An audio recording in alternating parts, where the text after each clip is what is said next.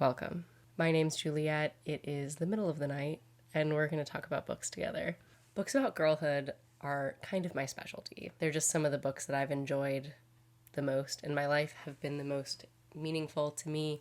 I write a lot about girlhood. I have 7 to show you, and I'm going to save the best for last. First up is Ghost Wall by Sarah Moss. We keep this permanently in stock at my bookstore because I talk about it so much. I lent this to my friend Kay. Whenever I read a physical book, I put my initials and the year in the corner to mark when I read it. And look, my friend Kay did that when she read this. I love her.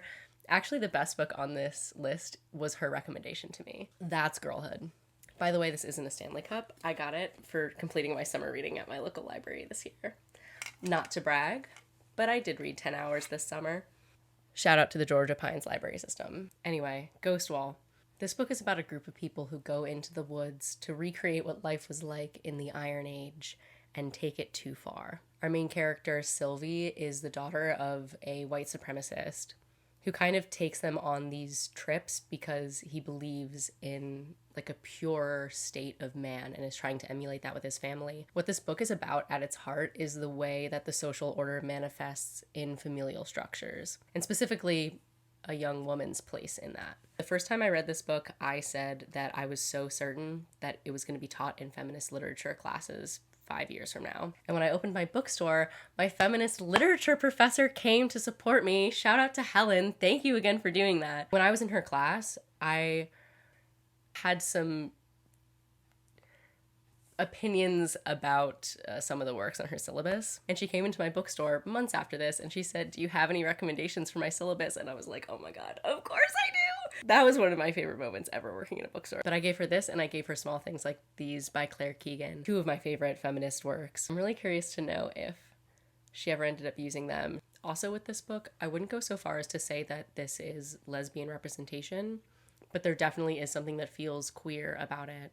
Homoerotic, if you will. Housekeeping by Marilynne Robinson. Another shout out to a former teacher of mine, just in case he's seeing this. Ranji, thank you for showing me this book. This book has been so meaningful to me. I've read it so many times and I know it will come up in many of my videos. This book is about 2 girls who are growing up underneath a sporadic guardianship of different women in their lives. The town that they live in, Fingerbone, Idaho, is described as having magical weather and being chastened by the knowledge that all of human history has occurred elsewhere. The prose in this book is some of the most stunning I've ever read. If you're a poetry fan, you'll appreciate this. It's beautiful. And above all else, this is a story about loneliness, especially in the way that the 2 sisters respond to their abandonment differently and pull apart from each other. It is heart-wrenching. I'm going to read you my favorite excerpt from it. "To crave and to have are as like as a thing and its shadow. For when does a berry break upon the tongue as sweetly as when one longs to taste it? And when is the taste refracted into so many hues and savors of ripeness and earth? And when do our senses know anything so utterly as when we lack it? And here again is a foreshadowing. The world will be made whole. For to wish a hand on one's hair is all but to feel it. So whatever we may lose, very craving gives it back to us again. Though we dream and hardly know it, longing, like an angel, fosters us, smooths our hair, and brings us wild strawberries." It speaks for itself. If you were a lonely kid, if you were a lonely girl growing up like I was, I think this book will strike something very deep in you. Elsewhere by Alexis Schaitkin. This book, I knew going into it that it was going to be good. It just had such a brilliant premise, and then it ended up even exceeding my expectations further. This was the first book I read last year, my first January read, and oh my God, I'm getting like chills just thinking about it.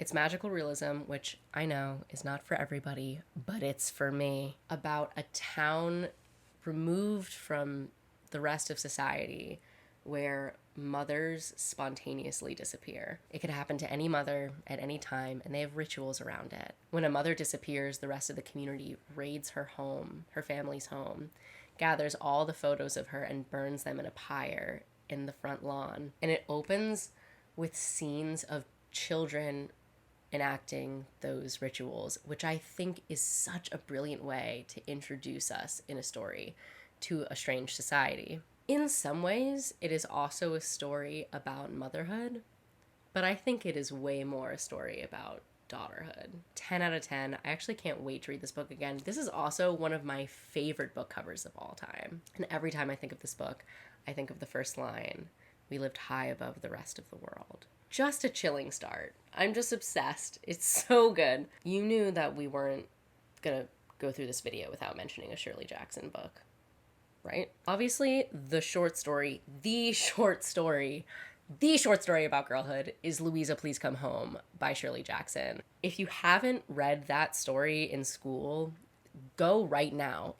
Take 15 minutes, and as a gift to yourself, please read that story. Don't spoil it for yourself. Anyway, her best novel about girlhood, I think, is Hangsaman. This book is so weird. If you're a fan of dark academia, and I know that subgenre really is in fantasy right now, and this is not a fantasy book, but it is horror. It is genre fiction. And I really feel like this was the blueprint. This was the dark academia blueprint.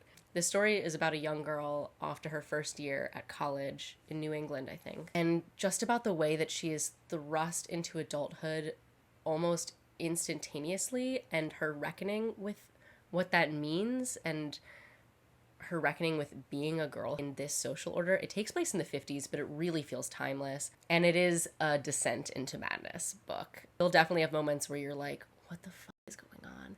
But then it all comes together. And y'all know I love Shirley Jackson for her way of writing stories where there's no blood, no guts, no gore, no serial killers, no stalkers, no murderers, no monsters, no demons.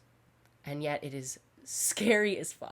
Also, if you do read this book, I highly recommend watching the movie Shirley afterwards. It is a fictional biopic that I have a lot of ethical questions about, but it is about Shirley Jackson's life while she was writing this book. How accurate it is, I have no idea. It's based off of a work of fiction about Shirley Jackson, the real woman, so I don't know. But I know that Elizabeth Moss brought the house down with that performance. She killed it. This one is Foster by Claire Keegan, who I mentioned earlier. She's one of my favorites.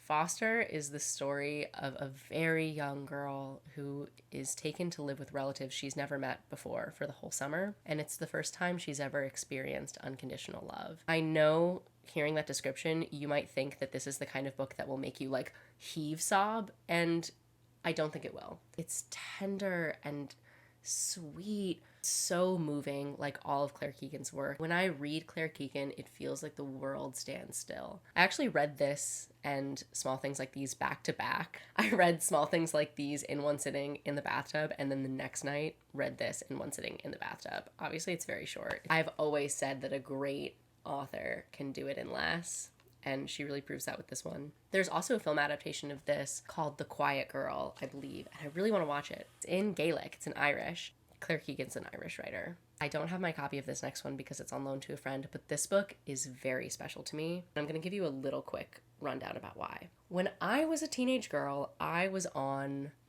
girl horror Tumblr. We're talking The Luna Moth Diaries. We're talking Byzantium. Love that movie. And in those days, I kept seeing screenshots from a movie called Innocence based off of the novel Mine Haha by Frank Wedekind. And at this point in time, Spring Awakening was like the big thing. Everyone was talking about Frank Wedekind and how he wrote about purity culture like way before his time. And all I knew about this book is that it took place in a freaky boarding school in the woods where girls showed up in coffins with no memories of their past. They wore ribbons in their hair to denote their status in the school, their age, and they were only educated on biology and entertainment. This was fascinating to me. I love a surrealist story. I love a whack premise. And whenever I know I'm going to love something, I want to read the book before I watch the movie. Because I know I'm going to enjoy the book better, and I don't want my reading experience to be sullied by the images that I took from the film. So I started hunting everywhere. I couldn't find that anywhere on the internet, couldn't find a PDF. The only copies I could find online were in German. I heard rumors of a translation, but couldn't find one anywhere. Every bookstore I went to for years, I was like, do you have a book called Mine Haha or On the Bodily Education of Young Girls by Frank Wedekind? And every bookseller I talked to, this is before I worked in bookselling, was like, I don't even see that in our warehouse system. Like, is it out of print? And I was like, I don't think so. Fast forward, I'm 19, I'm in the Strand bookstore back home, and on the new release table is this beautiful book that catches my eye immediately.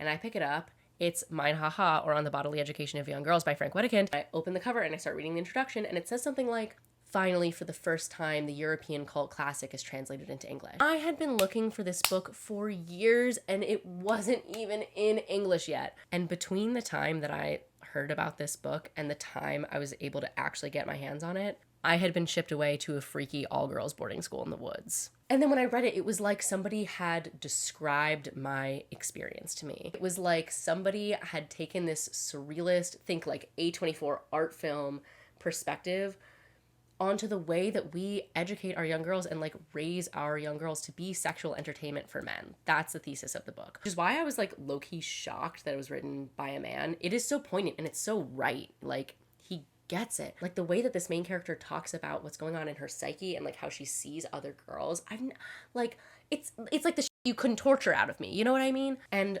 originally when he published it, it was really poorly received, and then he published it again with a new like introduction and epilogue in which maybe Frank Wedekind, maybe a character says, hey, I didn't write this, my neighbor gave this to me and then herself, and this is her manuscript. And so I'm like, did he write it? I mean, he really killed it with Spring Awakening, so like he had the mind for it. But the book culminates with these girls being forced to perform erotic ballets that they don't understand in these massive caged stages for audiences of hundreds of men. And also, after reading the book, I will not watch the film. I highly recommend Final Girl Studios' video about how an ethical film adaptation of Lolita is impossible. The thesis of that video is very much, if you're attempting to make a film adaptation of Lolita, you didn't understand the book, and I feel exactly the same about Mine Haha. They have very similar themes. Okay, last book. This is the one that Kay recommended to me. My copy is missing. If you are one of my friends and you borrowed my copy, please give it back. It's Who Will Run the Frog Hospital by Lorrie Moore. Imagine for a moment, if you will, you're sitting on a kitchen floor in the middle of the night with a woman who's telling you a story. She's telling you about the last summer she spent with her childhood best friend. It's 1977, and the two of them work at a theme park together. She's a ticket taker. Her best friend plays Cinderella. My friend Kay said that she has recommended this book to so many different kinds of women from different backgrounds and different walks of life who have all come back and said she wrote girlhood so right. She writes about girlhood in a way where you're like, yes, that is exactly what it felt like. Her realism is insane. When I finished reading that book, Kay and I sat down on this very floor and talked about it for maybe 3 hours straight. And it's only like 100 pages long. It just is a perfect book. It's perfect. I would not change a line. And Lorrie Moore is so funny. She's one of the most underrated American authors, I think. It's a story about loss of innocence, coming of age, and female friendship above all else. If you and one of your best friends, especially if y'all are both girls, have been looking for a book to read together, read this one. If you read any of these books, let it be Who Will Run the Frog Hospital by Lorrie Moore. Thank you for hanging out with me. I would love to hear what your favorite books about girlhood are in the comments. If you're interested in buying any of these books, please buy them from your local independent bookstore. Your local booksellers would be happy to order any of these for you. If you don't have a local independent bookstore, it would mean the world to me if you would consider buying it from mine at thestacksbookstore.com. We sell books in all formats. We ship to all 50 states. And if you're going to buy your books used online, make sure that the used book retailer you're buying from is not owned or operated by Amazon. A lot of them are. Also, don't sleep on your local library. Anyway, thanks for watching. Let me know what you guys want to see next.